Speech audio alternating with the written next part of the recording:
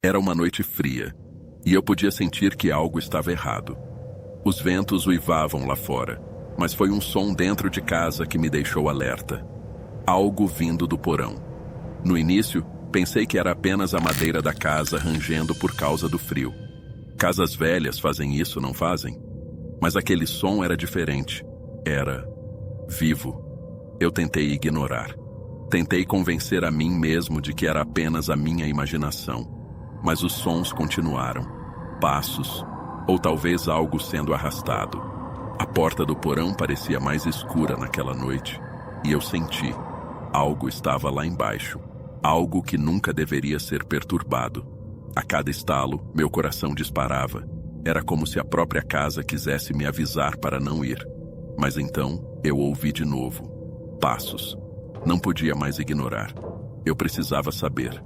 Aquela porta, sempre odiei olhar para ela. Ela parecia pertencer a outra casa, a outro mundo.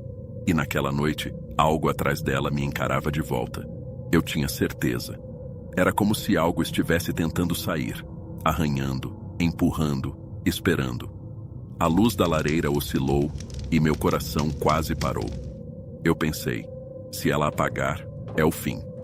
Eu queria correr, queria sair de casa, mas minhas pernas não se moviam. E então, o som parou. O silêncio era ainda pior. Eu sabia que não estava imaginando. Algo estava lá, preso, ou esperando por mim. Era tarde demais para voltar atrás. Eu já tinha escutado o chamado, meu corpo gritava para eu não descer. Meu coração martelava no peito, mas algo me empurrava para frente. Curiosidade?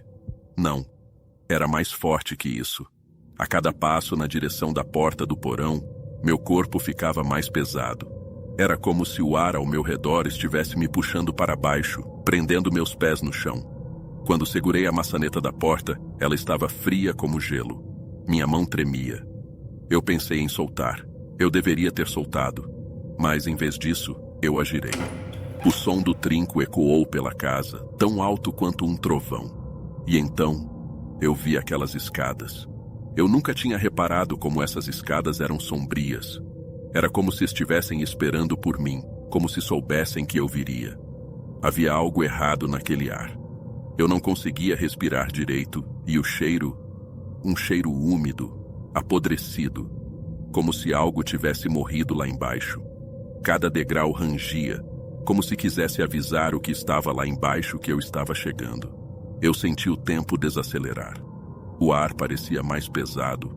Cada respiração era difícil. Cada passo parecia me levar mais fundo, mais perto de algo que eu não queria ver. Meu feixe de luz era fraco. Ele parecia ser engolido pela escuridão, como se a própria escuridão fosse viva. E então eu vi algo no canto do porão, uma sombra que não deveria estar lá. Ela se moveu, só por um segundo. Ou será que foi a minha mente? Minhas mãos estavam suando e a lanterna parecia mais pesada do que nunca. Eu a segurei firme, mas ela tremia junto comigo. Por que eu estava ali? Por que não voltei? Parte de mim já sabia que era tarde demais. Tarde demais para fugir. Eu queria dizer que era minha imaginação, mas não era. Era real. Ela estava me olhando e eu sabia que não era humano. Não havia saída. Não havia nada além daquela sombra. E ela parecia crescer. Crescer dentro de mim.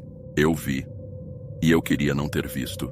Não há palavras para descrever aquilo, mas eu vou tentar, porque você precisa entender. Era como se a escuridão tivesse criado forma. Não era um corpo, era uma mancha viva, uma presença que sugava tudo ao redor. Seus olhos, aqueles olhos amarelos, penetraram em mim. Eles não estavam apenas me observando, eles estavam me devorando. Eu não conseguia me mover. Era como se o meu corpo tivesse desistido, entregado. Eu só conseguia olhar. Olhar para aquilo que não devia existir. Então, ela se mexeu. Lentamente, como se estivesse estudando minha fraqueza. O som que ela fez ainda ecoa na minha mente. A cada segundo, ela mudava. Era como se não pudesse manter uma forma estável. Era algo que o nosso mundo não deveria ver. Os dentes, Aqueles dentes. Eles pareciam cerrados, como se fossem feitos para rasgar carne, para dilacerar tudo que tocassem. Eu tentei gritar, mas minha voz não saiu. Era como se ela tivesse arrancado isso de mim. Até minha vontade de viver parecia estar desaparecendo. Por um momento pensei, é isso, é assim que acaba. Mas então, algo dentro de mim quebrou. Eu sabia que se eu ficasse, ela me levaria para algo pior do que a morte. Eu não pensei. Meu corpo apenas reagiu. Corri como se minha vida dependesse disso, porque ela dependia. Ouvi o som dela atrás de mim. Era como metal arranhando pedra, como algo que nunca deveria se mover naquele ritmo. Eu mal cheguei à porta. Puxei-a com toda a força que tinha, mas senti as garras dela quase me alcançarem. O estrondo da porta fechando foi como um alívio, mas eu sabia que não tinha acabado. Eu estava no chão, meu peito subindo e descendo rapidamente. Minha cabeça girava, mas o alívio de estar fora daquele porão. Por um instante, achei que tinha terminado, que o pior tinha passado. A lareira ainda estava acesa e tudo parecia normal. Mas eu estava errado, terrivelmente errado. O som veio de novo. Primeiro, um arranhar fraco, quase como um rato preso entre as paredes. Mas eu sabia o que era. E então, aquele sussurro, baixo, incompreensível, mas parecia estar bem ao meu lado. Minha garganta secou. Eu não podia me mover. Eu olhei para a lareira buscando conforto na luz. E foi quando eu o vi. O reflexo. Ela não estava no porão. Ela estava comigo. Eu congelei. Era impossível. Eu fechei a porta. Eu a deixei no porão. Então, como? Meu coração disparou. Eu sabia que, se me virasse, estaria olhando para o rosto do inferno. Mas eu precisava ver.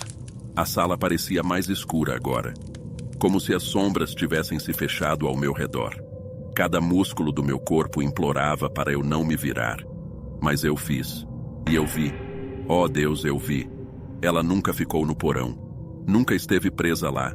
Ela sempre esteve comigo. E agora, eu sou dela.